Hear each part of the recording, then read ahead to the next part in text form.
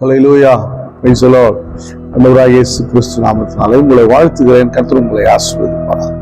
இன்றைய நாள் மீட்பனின் சத்தம் யாத்ராகமத்தின் புஸ்தகம் 14ஆம் அதிகாரம் 30-31 நான் வாசிக்கிறேன்.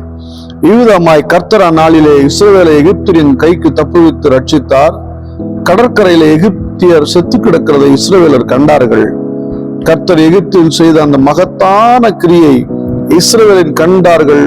அப்பொழுது ஜனங்கள் கர்த்தருக்கு பயந்து கர்த்தரிடத்திலும் அவருடைய ஊழியக்காரனாகிய மோசேயினிடத்திலும் விசுவாசம் வைத்தார்கள். அல்லேலூயா. இங்க பாருங்க, சொல்றாரு, அந்நாளிலே இஸ்ரவேலை எகிப்தியரின் கைக்கு தப்புவித்து ரட்சித்தார். கடற்கரையிலே எகிப்தியர்கள் செத்து கிடந்தார்கள். இஸ்ரவேலர்கள் அதை கண்டார்கள். ஒரு மகா பெரிய ரட்சிப்பு. இஸ்ரவேல் மக்களுக்கு பயம்.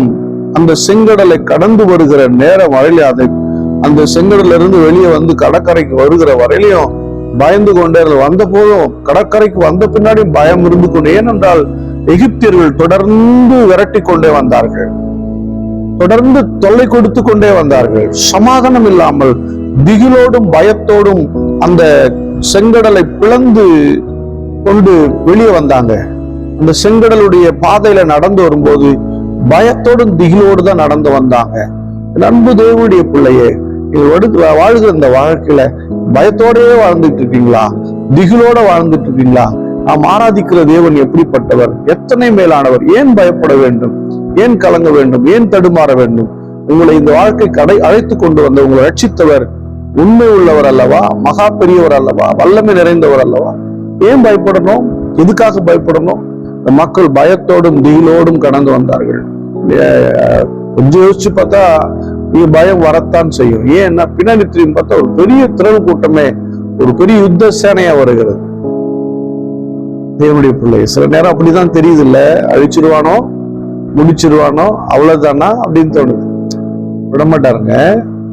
அவர் அக்னி மதிலா இருக்கிறார், மேக ஸ்தம்பமா இருக்கிறார், அக்னி ஸ்தம்பமா இருக்கிறார், பாதுகாப்பா இருக்கிறார், ஜலத்தின் மதிலாக இருக்கிறார். எவ்வளவு சேஃபா கொண்டு வராரு. வந்தான். நடுக்கடல் வரும் பொழுது அந்த சமுத்திரம் அப்படியே மூடிக்கொண்டது. அவர்கள் சிக்கி கொண்டார்கள், மரித்து போனார்கள். எகிப்தியருக்கு அழிவு, இஸ்ரவேலருக்கு ரட்சிப்பு, ஒரு மகா பெரிய ரட்சிப்பை கர்த்தர் கொடுத்தார்.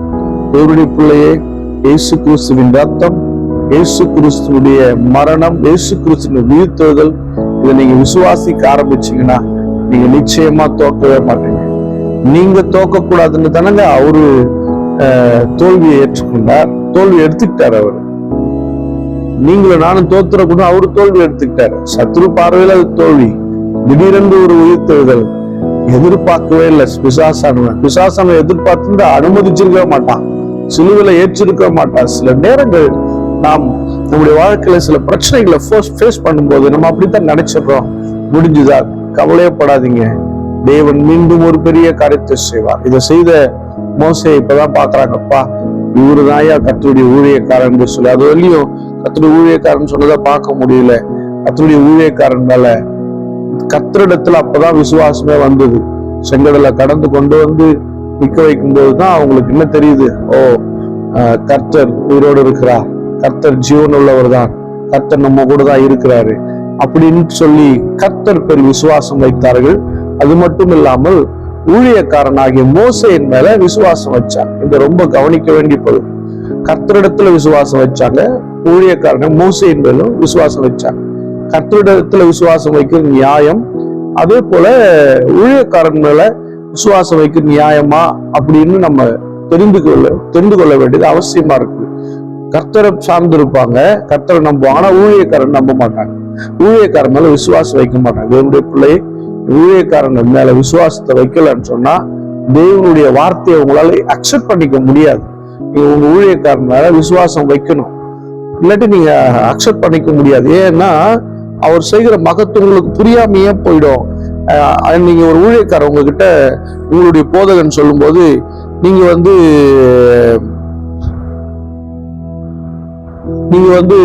அந்த வார்த்தை விசுவாசிக்கலன்னா அந்த வார்த்தை உங்களுக்கு அவமாய் போய்விடும். அது நடக்காது.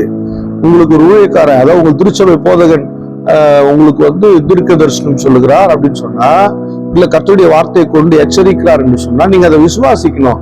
அதை விசுவாசிக்காம நீங்க போயிட்டீங்க அப்படின்னா, புரியுதுங்களா? அதை நீங்க விசுவாசிக்காம போயிட்டீங்கன்னா அந்த வார்த்தை வேலை செய்யாது. அந்த கடிந்து கொள்ளுதனால வருகிற பலன், உங்களை கண்டிக்கிறாங்கன்னா அதனுடைய பலன் உங்களுக்கு கிடைக்காம போயிடும். அப்போ ஊழியக்காரன் நல்ல விசுவாசம் வைக்கணும். இயேசு கிறிஸ்து சொல்றாரு பாருங்களேன், ஆண்டவராக இயேசு கிறிஸ்து யோவான் 14:1, உங்கள் இருதயம் கலங்காதிருப்பதாக தேவனிடத்தில் விசுவாசமாயிருங்கள், என்னிடத்திலும் விசுவாசமாயிருங்கள். அப்படின்னா யார் தேவன்? அவர் தான் தேவன். இப்போ இங்க இயேசு கிறிஸ்து யாரு? அவர் தான் குமாரனாகிய இரட்சகராகிய இயேசு கிறிஸ்து. அவர் தான் அப்போ இது அவரிலும் அவர் என்னிலும் இருக்கு அப்படின்னா சொல்றாரு, இதாவது இடத்துல விசுவாசமா இருங்க, அதே போல என்னிடத்துல விசுவாசமா இருங்க. இதை ஏன் இப்படி சொல்றாருன்னா, அப்பதான் அவர் சொல்லுகிற வார்த்தையை அக்செப்ட் பண்ணி விசுவாசிக்கும் போது வேலை நடக்கும். அதே போலதான் பிதாவிடத்தில் விசுவாசமாயிருங்கள், அடுத்தது இயேசுவினிடத்துல விசுவாசமாயிருங்கள், ஊழியக்காரனிடத்துல விசுவாசமாயிருங்கள், உங்க நடத்துகிற போதுகிற இடத்துல விசுவாசமாயிருங்க. அவங்களால விசுவாசம் வைங்க. இது வேற முரண்பாடான சத்தியம் இல்லை. அப்பதான் அவர் சொல்ற வார்த்தை, நீங்க அவரை விசுவாசிச்சாதான் நீங்க அவர் சொல்ற வார்த்தை எடுத்துக்க முடியும். அப்பதான் அவங்க வாழ்க்கையில அது பலன் கொடுக்க ஆரம்பிக்கும். என்னுடைய பிள்ளையே, விசுவாசமாயிருங்கள், ஊழியக்காரனிடத்துல விசுவாசமாயிருங்கள், கர்த்தர் உங்களை ஆசீர்வதிப்பார். ஸ்தோத்திரம் பண்ணுவோம். ஸ்தோத்திரம் ஆண்டவரே. தேவனிடத்தில் விசுவாசம் வைத்தார்கள், மோசேயினிடத்திலும் விசுவாசம் வைத்தார்கள். ஆண்டவரே, இப்படிப்பட்ட செயல் நடக்கும்படியான, இப்படிப்பட்ட விசுவாசம் வைக்கும்படியான செயல் உம்முடைய திருச்சபைகளில நடப்பதாக, விசுவாச குடும்பங்களில நடப்பதாக, ஜனங்கள் மத்தியில பலமாய் நடக்கட்டும் என்று சொல்லுகிறேன். ஸ்தோத்திரம், ஸ்தோத்திரம். பார்க்கிற ஒவ்வொருவரையும் ஆசீர்வதிங்க ஆண்டவரே. உங்களுடைய பிள்ளைகள் வாழ்க்கையில் அத்தனை போராட்டங்கள் நீங்கி போகட்டும் என்று சொல்லுகிறேன். சமாதானம் உண்டாகட்டும் என்று சொல்லுகிறேன். ஆசீர்வதியும் இயேசுவின் நாமத்தினால் பிதாவே. ஆமென். God bless you.